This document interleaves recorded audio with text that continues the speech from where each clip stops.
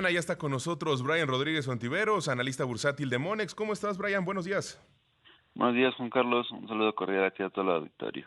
Me da gusto que estés aquí con nosotros, que te estés despertando temprano en Imagen Empresarial. Y platícanos, creo que un tema muy importante que tenemos que seguir analizando es qué sucede con el mercado después de lo que dijo Fitch Ratings al respecto de la calificación crediticia de Estados Unidos. Poniendo en contexto a la audiencia, hubo una baja de la calificación de AAA a AA más. ¿Qué significa esto y cómo lo está aceptando? ¿Cómo lo ha asimilado el mercado y qué se espera para esta semana? Claro que sí, Juan Carlos. Nosotros hemos observado que el mercado lo tomó como algo negativo. De hecho, cabe destacar que en la sesión posterior a dicha noticia, el mercado accionario, por ejemplo, particularmente el sector tecnológico en Estados Unidos, presentó un retroceso superior al 2%, lo cual nos indica que es una noticia negativa, que genera cierta cautela entre los inversionistas. Pero bueno, con el paso de los días esto ha venido moderando e incluso yo te diría que actualmente ya lo que vuelve a tomar o tomó relevancia ya al cierre de la semana era tanto el tema de los reportes corporativos en Estados Unidos y para esta semana el tema de la inflación. Ahora, es un tema que sin duda seguirá marcando la pauta en las próximas sesiones también, se seguirá hablando de esto durante varios días y es por lo que también nos dice Fitch que es lo que le llama la atención, ¿no? Hubo ahí ciertos problemas para incrementar el techo del endeudamiento en Estados Unidos, incluso habla ahí de algunos retos también en cuanto a las políticas en dicho país y es esto lo que también va a generar cierta cautela y bueno, va a durar también bastante tiempo en la cabeza de los inversionistas o si no, hasta que otra calificadora también salga a hacer comentarios importantes, ya sea ratificando su calificación o en un caso también con un downgrade similar al de Fitch. Entonces, es una noticia que sin duda ahí va a permanecer durante las próximas sesiones.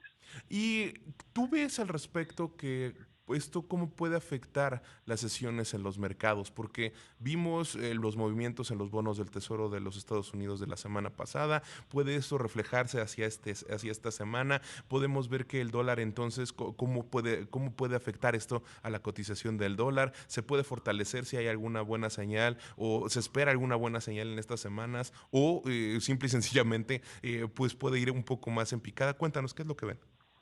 Sí, esperamos todavía que haya esta volatilidad, como bien comentas, es un tema que va a dejar ahí cierta sensibilidad, al cual si le agregamos cualquier otro dato ahí relevante que pudiera distorsionarse en las próximas sesiones, sin duda va a tener una implicación, podríamos decirlo de alguna manera, podría ser negativa, dependiendo de la perspectiva en la que la vemos, en el tipo de cambio sí podríamos ver de nueva cuenta esta volatilidad que observamos durante las sesiones anteriores, y a lo mejor aquí digo, tampoco vemos una distorsión del mercado, habrá que estar atentos al dato de inflación, pero sin duda esto va a seguir generando volatilidad y bueno, es un aspecto que deja todavía sensible de alguna manera algunas partes del mercado, ¿no? Ya sea tanto el mercado de bonos como el mercado accionario y también, como bien comentas, el mercado cambiario está generando esta volatilidad importante, podríamos seguir viendo estos rangos, digo, actualmente se ubica todavía ya por arriba de los 17 pesos, pero recordar que, bueno, prácticamente el rango fue hasta los 17,50.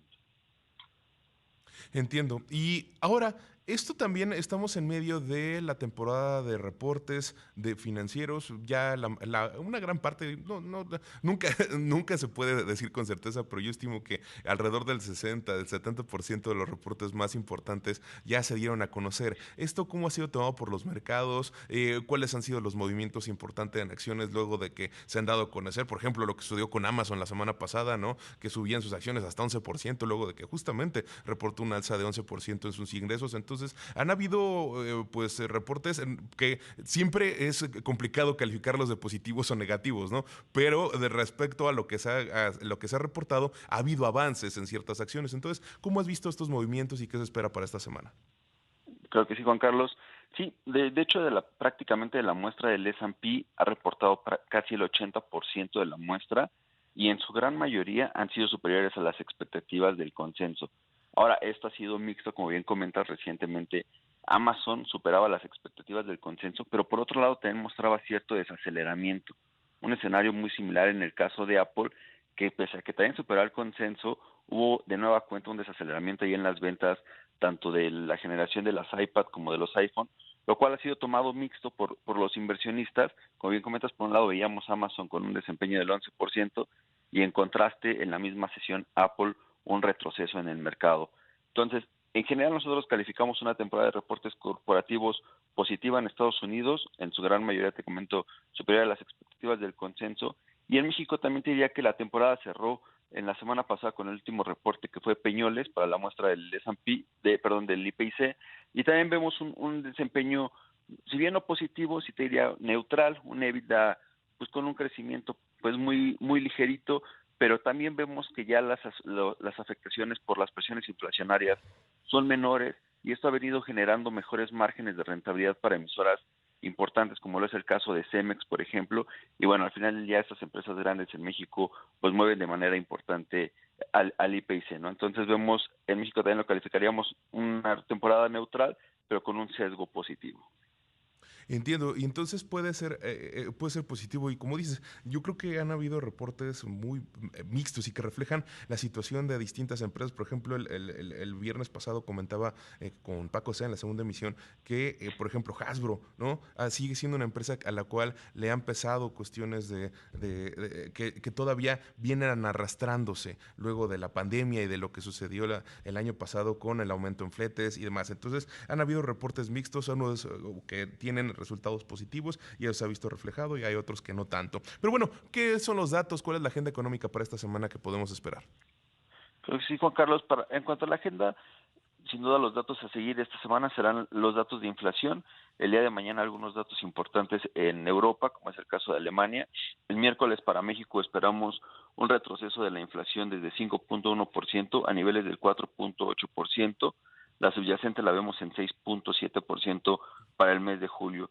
Y ya para el jueves también el dato de inflación, pero en esta ocasión en Estados Unidos vemos una inflación ya todavía por arriba del 3% y la subyacente esperamos que se ubique en 4.8% también en lo que respecta al mes de julio de este año, estimado. Y con este reporte de inflación tanto para México como para Estados Unidos, ¿se mueve en algo la expectativa que tienen para las tasas de interés tanto del Banjico como de la Reserva Federal a ustedes en Monex?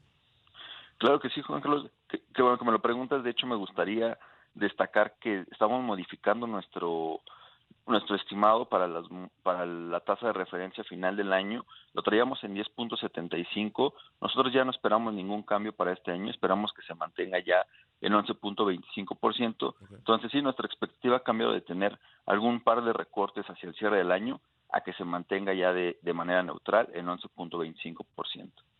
¿Y por qué esta modificación? ¿Qué es lo que vieron en cambio para que ya no haya recortes y se mantenga estable?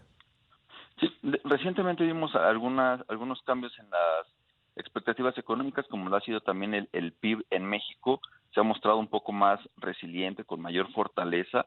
Lo vemos también, de hecho, en 2.9% para finales del año y creemos que aquí, en esta fortaleza económica adicional a ciertos retrocesos en la inflación, aunque ya no de manera tan fuertes como lo veníamos viendo, podrían ser a estos indicadores lo que mantenga, perdón, a la tasa de referencias y cambios.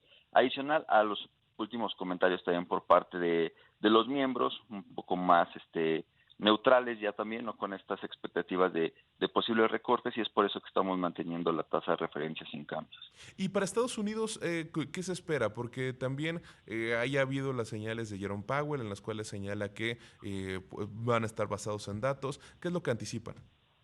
Sí, en el mercado de Estados Unidos, perdón, en Estados Unidos todavía se espera, al menos también en cuanto al consenso, un poco podría ser tanto un escenario similar a México, o si todavía Jerome Powell ha dejado abierta la posibilidad a un recorte más. Entonces todavía ahí hay ciertas, digamos, divergencia a lo mejor respecto a lo de México en cuanto a nuestra expectativa. Creemos que podría ser también todavía un recorte más.